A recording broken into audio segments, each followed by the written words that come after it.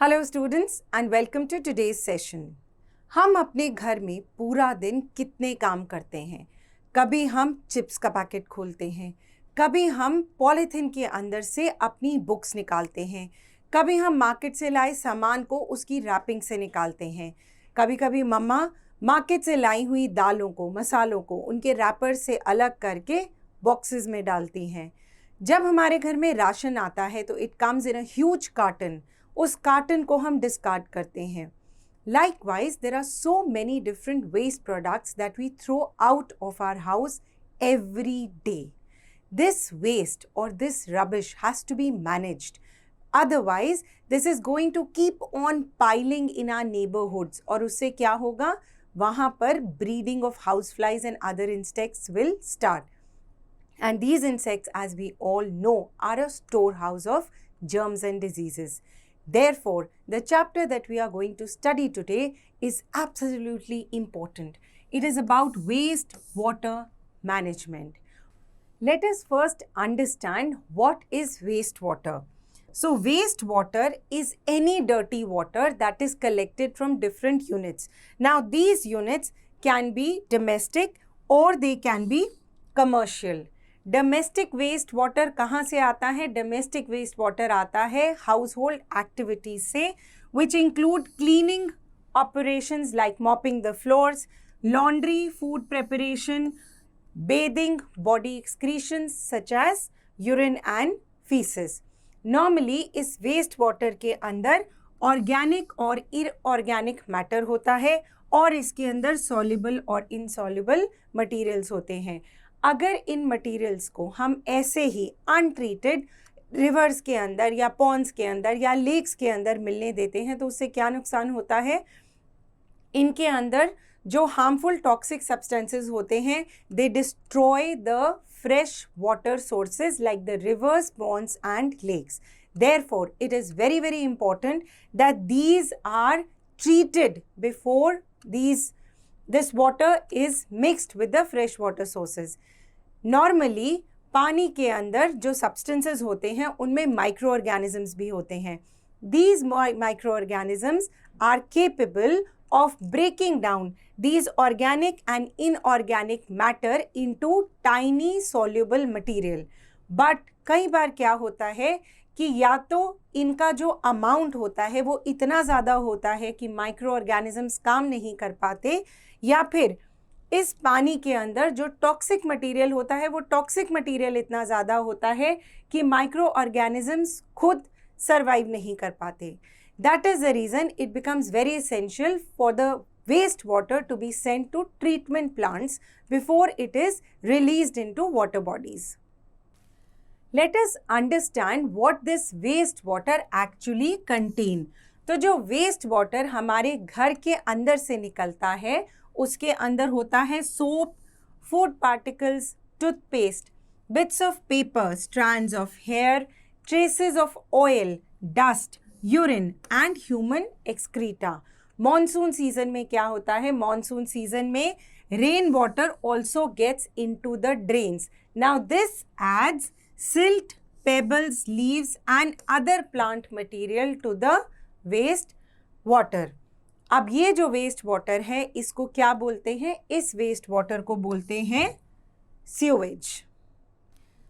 Now let us understand कि अगर हम इस सीवेज वाटर को डायरेक्टली वाटर बॉडीज के अंदर फ्लो होने देते हैं तो उससे क्या रिजल्ट होता है.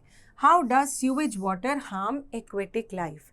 We have just learned what this sewage water contains. Now this contains waste products which are organic. Now these organic waste products are food particles, they are human excreta and urine. All this organic material, this is the food for microorganism. अगर हम इस sewage water को directly water bodies के अंदर जाने देते हैं तो इसके अंदर जो ऑर्गेनिक मैटर है वो माइक्रो ऑर्गेनिजम्स का फूड बन जाएगा.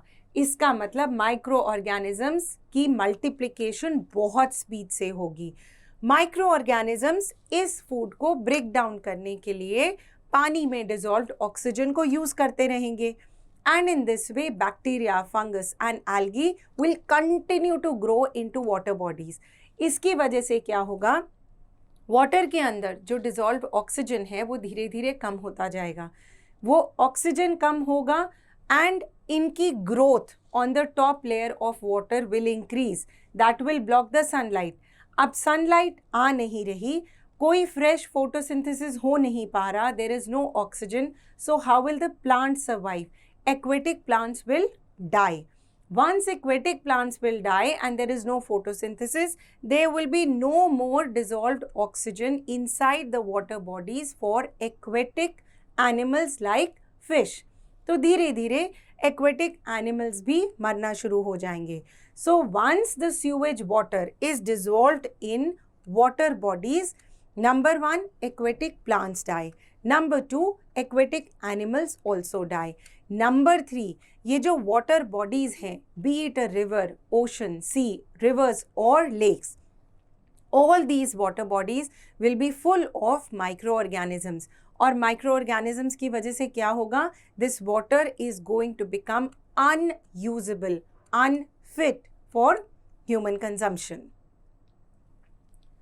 अब बात करते हैं lack of sanitation की. Lack of sanitation से क्या होता है? It spreads diseases. इंडिया में sanitation problems majorly क्यों हैं? This is because people are in a habit of defecating in the open. वो railway tracks, fields, dry river beds, playgrounds के अंदर defecate करते हैं. उसकी वजह से क्या होता है? There are a lot of microorganisms that are growing which are leading to infection through air, and this also contaminates the nearby water bodies. Water bodies के contamination से, जैसे lakes, ponds and even underground water for that matter, इन सब के contamination की वजह से यही पानी जब हम पीते हैं तो हमें कॉलेरा, टाइफॉइड, हेपेटाइटिस और डाइसेंट्री जैसी बीमारियां लगती हैं. This is how open defecation causes spread of diseases. Now the second reason for lack of sanitation that spreads diseases is because of open drainage system. बहुत सारे छोटे टाउन्स और cities के अंदर ओपन ड्रेनेज सिस्टम है. इस open drainage system की वजह से these become a breeding place for mosquitoes and flies. And we all know that mosquitoes and flies are vectors. Vectors मतलब वो insects जो अपनी बॉडी के ऊपर germs कैरी करते हैं. These mosquitoes and house flies, when they flourish in large numbers, of course they will carry diseases in large numbers, because of which जो water sources हैं वो monsoon के अंदर और ज़्यादा contaminate होते हैं. Let us now talk about how to contain the sewage. हम अपने घर में sewage को ही कैसे contain कर सकते हैं so that when all this flows to a water treatment plant, it is treated to the best of its ability. So the first thing is that you should use flushes with low capacity so that कम से कम पानी waste हो every time you flush the toilet.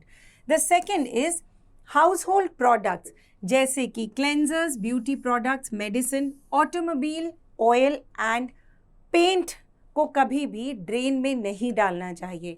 इनकी वजह से क्या होता है, या तो आपके घर के अंदर या कहीं पब्लिक एरिया के अंदर सीवेज ब्लॉक हो जाती है and that sewage water begins to overflow on the ground, because of which what happens, it becomes a breeding place of mosquitoes and flies, which we need to stop at all costs.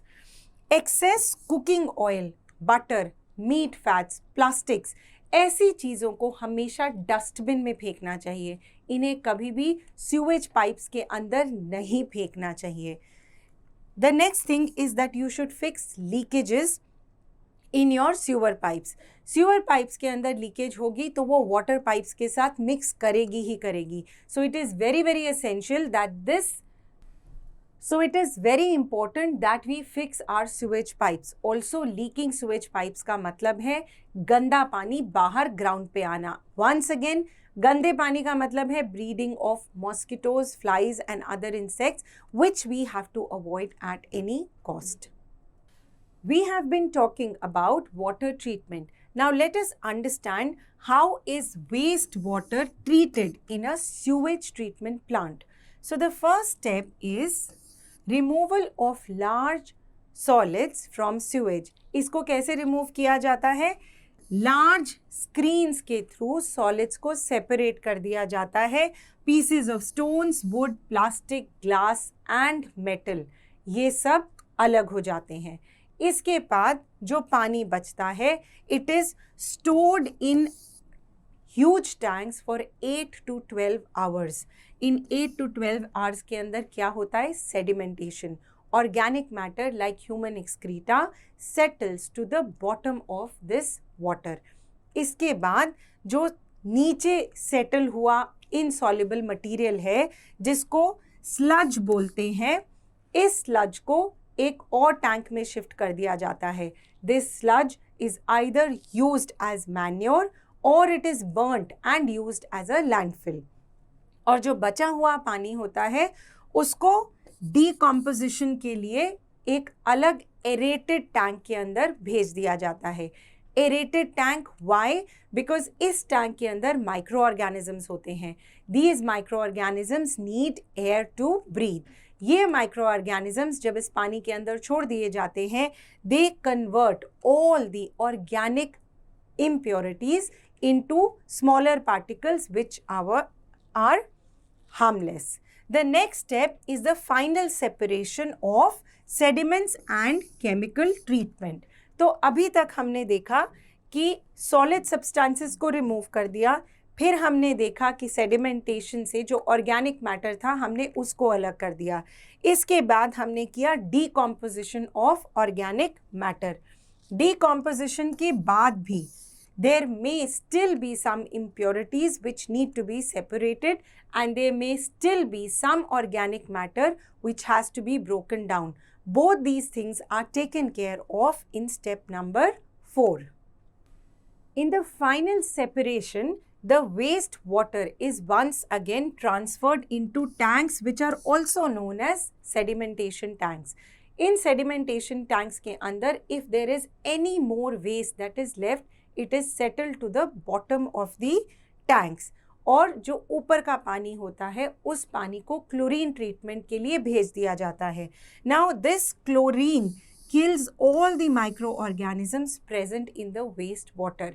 और बचे हुए sediment को once again can be used as manure or as landfill. Now this water जो chlorine से treat हुआ है, this water is now clean water. This water is used to cultivate crops, maintain large gardens, manufacture goods in industries. This water can also be left out into rivers, oceans, etc. अब ये तो बात हुई large cities और towns की जहाँ पे एक सीवेज ट्रीटमेंट सिस्टम इस्टेब्लिश्ड है.